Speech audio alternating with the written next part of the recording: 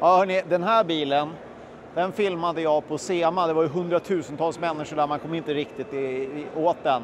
Men det var många av er tittare som sa, vad är det där? Åh jäklar, vilken bil! Och nu är den med här på Grand National Roadster Show och jag har pratat med killen som har byggt den. Alltså vilket jävla bygge!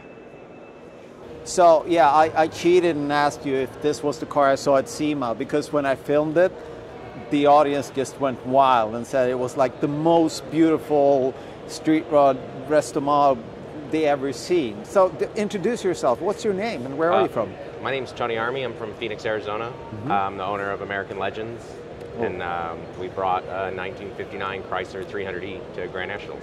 Okay, and I mean there are a couple of hours into this build. A few, yeah, just a few. So tell me about the recipe. As far as the recipe, I mean, the plan basically was to build a car that really hadn't been done before. The owner wanted to kind of take it to the next level. You know, pro touring's really popular. We wanted to go a little more towards the exotic side of it. Mm-hmm. You know, you'll find no chrome or polished hardware on the car. There's aero as far as the splitters and the diffusers. There's lots of carbon fiber use. We have over 1,000 horsepower on a full custom chassis with independent suspension, big brakes. So we really tried to push the limits, and then wrapping it all in a Chrysler 300 is kind of the part that didn't make sense at all. No, it didn't, but it makes it so beautiful. And there's also always the talk about, you know, how much can you modernize a classic car and still call it like a resto mod? But this is my personal opinion. I really think that you got everything into it. You sort of ate the cookie and still have it. I mean, it's the best of all worlds.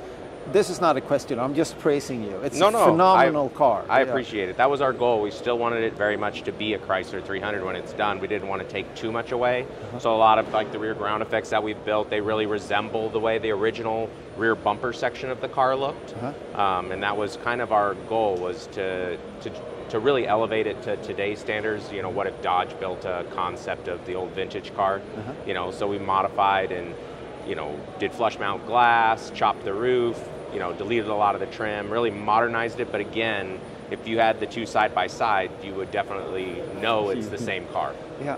So the one thing that's a running question is, how drivable is it? Because you see lots of cars here that are just beautiful, but they're not necessarily drivable in the normal sense. Right. Have you tried this one outside at all, or? We've actually had it driven around Texas Motor Speedway. Wow. We did about 4 laps around with the car when we were at a Good Guys event, so that was pretty cool. It hasn't seen a ton of miles yet. This is actually our last show for its tour, if you will. Uh-huh. And then it needs a few little things dialed in. It doesn't have a stereo system in it, and we want to put that in for the customer. So there's a few minor things like that, and then it really needs to see a full dyno day. Uh-huh. The drivability and everything's there, but we've never been under power yet.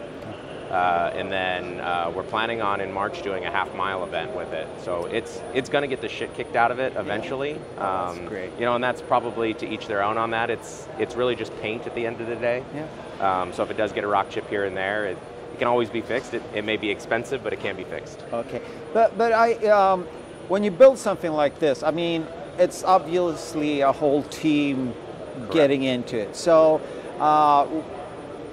You as a builder, are you sort of the lead on this car, and how many guys work with you or girls work with you on this project? So there was probably about 10 different people involved in this project. You know, we did a majority of the work in-house, all our fabrication and stuff. There's about 5 of us at American Legends, and then I have a paint shop that we use, and he's got 2 or 3 guys. A glass guy was involved, an interior guy was involved. But we did a lot of the CAD designing ourselves, so there was a lot of work that was done in-house, but it did take a team to make this car come to reality. Uh-huh. And yeah, I'm sorry to take your time, but I'm just amazed at how you can put something like this together. So, with your work process, when you got the assignment, where do you start? Do you start with the body? Do you start with the chassis to see what you can fit in there? At what end do you start? We started with design, so we sat down with the customer, figured out everything. He wanted what we wanted out of it. We were really on the same page from day one, which is what made this project really fun. So we did a lot of renderings and some design to try to figure out, get it on paper as a blueprint so we knew exactly what we were building. And then we started with the chassis. we figured out what was possible, and it really changed the whole project from there. As far as once it was designed and starting to be fabricated, it was going to be really cool. So the rest of the car had to be really cool. So we made some design changes to go with that, and then everything was really CAD designed from there. A whole floor pan was made, all in CAD and bent, and that was all set onto the chassis, and then the body was slipped over that. And then from there, it was hours and hours and hours of repairs, modifications, and custom touches.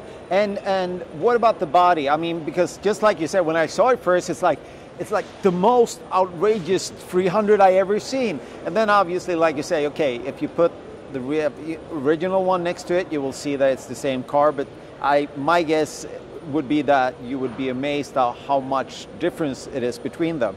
Is it wider? I mean, it's lower, obviously. Well, it's lower just on the chassis. We actually extended the rocker an inch to try to help hide the chassis a bit and give the side of the cars are really skinny because they're so long. They look like they've been stretched.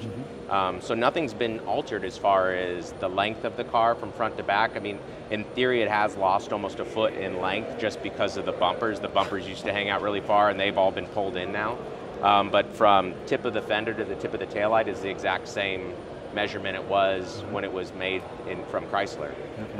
But overall height, we've chopped the roof an inch because they have an uphill rise in the roof, and we wanted that to be flat. And it also helped us flush mount all the factory glass in it. And then really from there, it was just a lot of minor manipulation, but every panel did get probably a fairly significant amount of work. We just tried to, I guess, more or less do everything that they did better. Okay. And last question, which is always stupid, I still have to ask you. I mean, now that you put years and thousands of hours into this and all your heart and energy, do you hate the car now? Or, it's like, when you're done, I never want to see it again? Or do you wish that you could, I should never build it for a customer, I should have built it for myself? That was what made this project really fun for me. Me and Randy, the owner, we really clicked the whole way through, and we were such on the same page that if I had the option to build this car on my funds, if I had the funds to do it, it would look exactly the same. So I love this car. It feels like it's mine in some essence, even though it's not, because a lot of the ideas collectively between me and Randy just was exactly what we wanted to do. Sometimes you try to go back and forth with clients as far as what they want, and try to find a happy middle ground. We were always on the same side of the fence with this car, so I have a big attachment to this car because it seems like something I would have built for myself. Oh, that's beautiful. Thank you so much, and congratulations, or whatever you say. It's beautiful. Thank you.